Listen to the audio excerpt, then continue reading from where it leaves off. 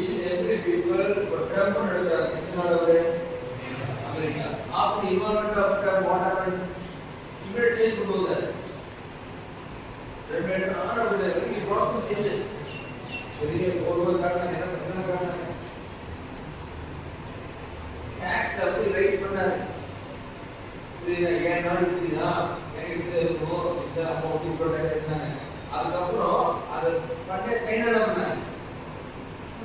என்ன பண்ணாங்க? ஓ நாங்க ஒரு கண்ட்ரி வர நீங்க ஒரு ப்ராடக்ட் எடுத்துறாங்க. இது ஆகும். இப்போ ட்ரேட் வந்து ஒரு பேரியர் வந்துச்சு. டியூ டு ஸ்மால் திங்ஸ் என்னன்னா ஒரு டாக்ஸ் முன்னே மாத்தும் போது ஒரு ரெண்டு நாடுக்கு ப்ராப்ளம் வந்துச்சு.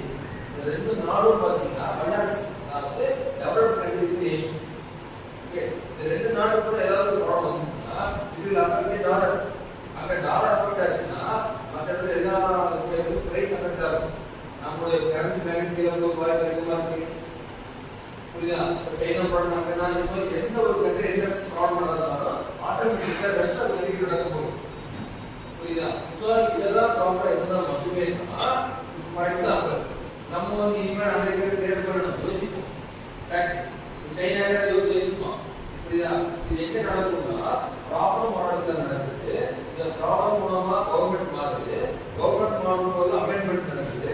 அமெண்ட்மெண்ட் நடக்கும் போது வேர்ல்டு வைட் ட்ரேட் வந்து ஃபினிஷ் ஆகுது. ஸோ இது நாம் சொல்றது வந்து எக்ஸ்போர்ட்னா ஒரு கண்ட்ரி ஒரு country not it begin these stories are அப்போ இருந்து பிரைம் மினிஸ்டர் யாரு? அது காரணம் தான் பிஜேபியா. இப்போ இருக்கிற பிரைம் மினிஸ்டர் யாரு? Narendra Modi always is going to different country. இப்போ வாட் இஸ் டூயிங்? டூர் போறா, மாநாடு போறாரு, அங்க போறாரு. எப்படி நம்ம நியூஸ் கேட்கல? அதாவது நான் சொல்றதா ஏடிசி ஏர் டிராஃபிக் கண்ட்ரோலர் அவங்க ஏன்னா அவங்க தான் ரைட்ஸும் அவங்களுக்கும் கம்யூனிகேஷன் போகுது. எப்படி ரோட் லெவல் டிராஃபிக் போலீஸ்லேயே இருக்காங்க அதே மாதிரி ஸ்பைக்கும் டிராஃபிக் வந்து யார் பண்ணுறோம்னா ஏர் டிராஃபிக் கண்ட்ரோலர் ஏடிசி அவங்க வந்து பைலட் கூட எப்போதுமே கம்யூனிகேஷன் பண்ணணும். அப்போ தான் அவங்க வந்து கரெக்டாக பண்ண முடியும். அப்போ அவங்க என்ன சொல்கிறாங்க இந்த மாதிரி ரைட் வந்து நைட்டாக ஆயிடுச்சு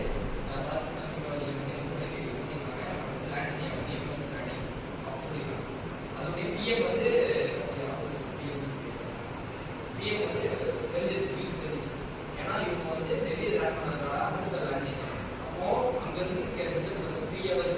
அப்போ நைட் லேண்ட் பண்ணி 1 hour வெயிட் பண்ணியிருக்காங்க. தீவிரவாதிகளுக்கு தெரிஞ்சிச்சு. தெரிஞ்சோடனே இவங்க வந்து லேண்ட் பண்ணாங்க அப்படின்னு சொல்லி ஃப்ளைட்டை மறுபடியும் எடுத்து துபாய்க்கு சொல்றாங்க. துபாய்க்கு இவங்க அப்படின்னு சொல்லியிருக்காங்க. ஏன்னா இங்கே லேட் ஆனால தெரிஞ்சிச்சு. அப்போ ஃப்ளைட் பைலட் ஸ்லீப்பர் ஃப்ளைட் எடுக்க முடியாது ஃபியூல் இல்லாத ஏன் டிலே பண்ணிருக்காங்கன்னா பைலட் அப்படியே யோசிச்சுட்டாரு எவ்வளோ டிலே பண்ணுறோமோ அப்போதான் நம்மளோட ஊர் வருவாங்க காப்பாற்றுவாங்க அப்படின்னு நினச்சா டிலே பண்ணிருக்காங்க. ஆனால் தீவிரவாதி எடுத்துட்டாங்கன்னா நம்ம எடுக்கணும் ஏன்னா இதை பண்ணிடுவாங்க அப்படின்னு நினச்சி பைலட் ஸ்லீப்பர் பைலட் கேட்கல. அப்படின்னு என்ன பண்ணாங்கன்னா ஒரு பேசஞ்சர் வந்து சுட்டாங்க. சுட்டோடனே அவங்க வந்து டென்ஷன் வந்து கட்டி ஆரம்பிச்சு அவர் சீரியஸாக இருக்காரு. அப்புறம் பைலட் என்ன பண்ணுறது ஒரு மணி நேரம் வெளியே மறுபடியும் டேக் ஆஃப் பண்ணேன் 3 hours கழிச்சு அதாவது மிட்நைட் 2 o'clock அந்த மாதிரி இருக்கும்போது துபாயில் லேண்ட் பண்ணாங்க. துபாயில் லேண்ட் பண்ணுறதுக்கு முன்னாடி கேட்டுக்காங்க.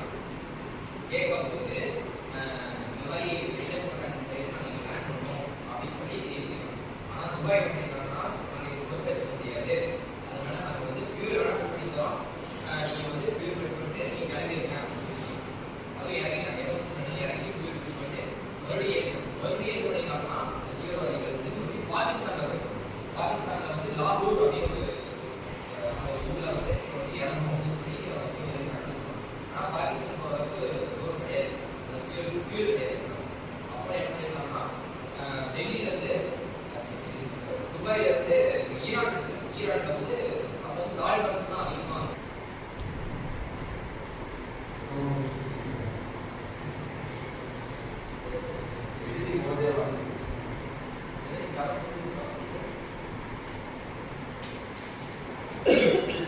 கதை கதை அனுபவம் history.